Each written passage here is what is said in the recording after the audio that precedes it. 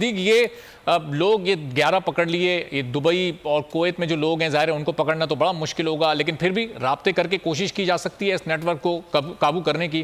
तो चलें आसिम भट्टी से ज़रा ये जानते हैं कि आसिम, फिर ये क्यों इतनी मुश्किल था पहले, इस वाक़े से पहले ये कार्रवाई करना। आसिम भट्टी से भी जानेंगे, सिद्दीक जान की तरफ चलते हैं, क्योंकि सिद्दीक जान भी हमारे साथ काफ़ी देर से मौजूद हैं। तो सिद्दीक, अगर आपको आवाज़ आ रही है तो ये बताइएगा कि क्या ज़ाहिर है हुकूमत की तवज्जो नहीं होती, इससे पहले भी आपने बताया, लेकिन अब जब बाद में कार्रवाई की है तो ये कार्रवाई 5-6 दिन पहले भी हो सकती थी? बिल्कुल, देखें अरबाब, 400 लोग एक ही टाइम के ऊपर वहाँ पर पहुँचे हैं, तो ये कैसे हो गया? देखें, ये सरकारी इदारों की मिली भगत के बगैर, उनके आशीर्वाद के बगैर, उनकी सरपरस्ती के बगैर नहीं हो सकता ये। इसमें देखें, अगर आपने इन चीज़ों को रोकना है तो जो अफसरान हैं, जो ज़िम्मेदारान हैं, जो लोग मिले हुए थे, जो सरकारी महकमों में मिले हुए थे, और ये बहुत बड़ा माफिया है, ये करोड़ों अरबों रुपए की एक तरह की इंडस्ट्री है उन लोगों की, ये करोड़ों अरबों रुपए का कारोबार है, ये कुछ छोटी मोटी बात नहीं है। मुझे बताएं कि 400 लोगों को अगर भेजा गया है पाकिस्तान से और हर एक से 20 से 25 लाख लिया गया है, तो आप खुद अंदाजा लगाएं ना कि कितने बन जाते हैं। और फिर इसमें आप ये देखें कि इसमें ये अरबों रुपए बन जाते हैं, और इसमें आप एक और चीज़ ये देखें कि ये अरबों रुपए बन जाते हैं, तो जाहिर है ये सिर्फ ये जो छोटे मोटे एजेंट पकड़ लिए इनके यहाँ तक तो नहीं होगा, ये तो कोई तगड़े लोग भी पीछे होंगे जो इनको बचाते होंगे। और अभी बरनी साहब ने जो बात की वो बड़ी ज़बरदस्त बात की। बल्कि मैं आपको एक और चीज़ बताऊँ कि मैं यूट्यूब पे ज़रा सर्च कर रहा था, मैंने जब ह्यूमन ट्रैफिकिंग और ये सारी चीज़ें लिखी तो बरनी साहब की 3 साल पहले की एक वीडियो थी। जब मैंने प्ले की मुझे ऐसा लगा कि ये बरनी साहब की आज की वीडियो है। जो आज हम चीज़ फेस कर रहे हैं, जो आज हम चीज़ देख रहे हैं, बिल्कुल इसी तरह की चीज़ों के ऊपर 3 साल पहले की उनकी वीडियो मौजूद है बरनी साहब की, 2-3-4 मिनट की, जिसमें ये सारी बातें उस वक्त कर रहे हैं आज से 3-4 साल पहले। जो बदकिस्मती से हमारे किसी इदारे का उसके ऊपर ध्यान नहीं है, किसी हुकूमत का इसके ऊपर फोकस नहीं है, और हम जो है वो इस तरह के हालात यहाँ पर पैदा कर दिए गए हैं कि लोग जाएं पाकिस्तान से बाहर, और ये सारे मिले हुए हैं और उसके बगैर ये मुमकिन नहीं है।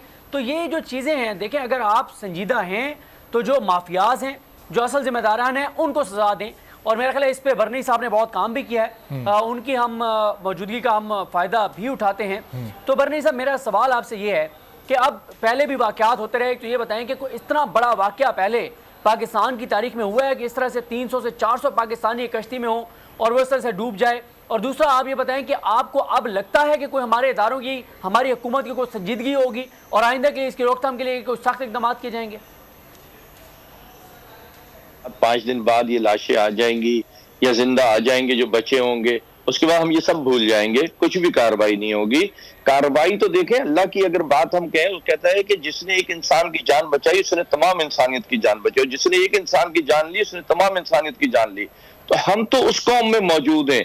आज जो पाकिस्तान और पाकिस्तानी दुनिया में सबसे ज्यादा जो रुसवा हो रहे हैं वो इलीगल इमिग्रेंट्स की वजह से हो रहे हैं।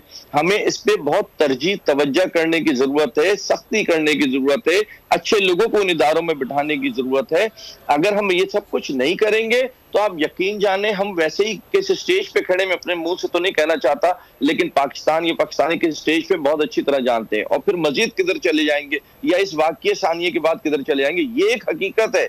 ये मैं आपको गारंटी से कह सकता हूँ। ये सिर्फ पाकिस्तानियों का काम नहीं है, जो इटली में है, जो ईरान में है, जो दीगर ममालिक में आगे पीछे जो ये सब कुछ मुलविस होकर कर रहे हैं, वो तो पाकिस्तानी नहीं है। उनके खिलाफ क्यों नहीं कार्रवाई होती? पाकिस्तान गवर्नमेंट उनके खिलाफ क्यों नहीं कार्रवाई के लिए रिक्वेस्ट करता? रास्ता कोई दे रहा होता है अपनी तरफ तो यहां से हम आगे जा रहे होते हैं। अगर कोई रास्ता आगे नहीं दे तो हमारे पास हमारी हदूद तक के रास्ता रह जाता है ना। तो ये सब मिले हुए हैं, हर फोर्सेस मिली हुई है, दूसरे ममालिक की फोर्सेस भी मिली है, उनके कवानीन, निजाम, सख्तियां बहुत ज्यादा है, तो वो बहुत ज्यादा सामने आके नहीं खेल खेलते।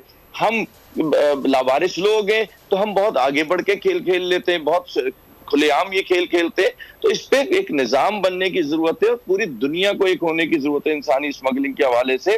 और एक रिक्वेस्ट और करूंगा कि जो ममालिक एंटी स्मगलिंग पे काम कर रहे हैं उनसे मैं रिक्वेस्ट करूंगा कि भाई, जिन जिन ममालिक से, जिन जिन शहरों से, जिन जिन गांवों से लोग आ रहे हैं, आपके पास सारी लिस्टिंग होती है, आप उधर रोजगार प्रोवाइड करने में वो पैसा लगा दें। कोई ये समुद्री रास्तों से, कोई नाजायज रास्तों से नहीं जाएगा। ये हम बैठ के यहाँ आसान कहते हैं, वो रास्ते मैंने देखे हैं, वो रास्ते मुझे पता है, उन रास्तों पे क्या कुछ होता है मैं जानता हूँ, मैंने इसमें बहुत वर्किंग की है। लेकिन एक वो आप कोई तस्वुर भी नहीं कर सकता। लेकिन वहां जाके बेशक वो मेहनत करते हैं, उन्हें सिला मिलता है। हमारे यहाँ आज भी अगर मजदूर की मजदूरी देखें तो $1500 बनती है। $1500 मेरा वो सॉरी 1500 रुपए बनती है। वो पाकिस्तानी मेरा अमेरिकन डॉलर में शायद $5 आज के हिसाब से बनते हैं। $5 होते क्या है? $18-20 पर आवर अमेरिका में मिलता है। तो हम ये देखें ना कि हम खड़े भी किधर हैं, लेकिन हम ये भी देखें कि अगर हम नहीं बाज आएंगे, हम नहीं रुकेंगे, हम सही सोच में काम नहीं करेंगे, तो हम मजीद तबाही की तरफ जाएंगे, बेहतरी नहीं आएगी। तो ये 10-20 हजार बाहर चले जाएंगे। आप तो दुनिया के एक होने की बात कर रहे हैं, लेकिन जाहिर है कि हर मुल्क को अपने अपने हिस्से का काम करना है। इस वक्त 12-13 जमातों की इत्तेहादी हुकूमत है, तकरीबन हर जमात इत्तेहाद में शामिल है, एक आध जमात को छोड़ के। और जिनकी हुकूमत नहीं है, उनकी पिछली हुकूमत थी जब भी इस तरह के वाकयात पेश आ रहे थे। तो क्या किसी सियासी जमात की, किसी सियासतदान की कोई तरजीहात नहीं है इस तरह के वाकयात की? मेयर कराची के इंतखाब की जंग, बोल ने फिर छोड़ दिया सबको पीछे। इस वक्त मुर्तजा वहाब मुंतखब हो गए हैं मेयर कराची, ये ऐलान कर दिया गया है बाकायदा तौर पर। सहाफती रिवायत रखी बरकरार, बोल ने दिखाई सबसे बड़ी ट्रांसमिशन। और ये सब्जेक्ट था, मैंने आपको कहा कि नंबर गेम में जमात इस्लामी के पास नंबर पूरे नहीं है। लम्हा बलम्हा की सूरत हाल से किया बाखबर आवाम को। रेंजर्स के एहलकार और पुलिस के एहलकार हैं, वहाँ ये अलर्ट है और वो इस बात की कोशिश कर रहे हैं कि अब कोई नाखुशगवार वाक़या जो है वो रूनुमा ना हो सके, क्योंकि बोल है सबसे पहले सबसे आगे। सब्सक्राइब करें और बेल दबाएं ताकि कोई खबर रह न जाए।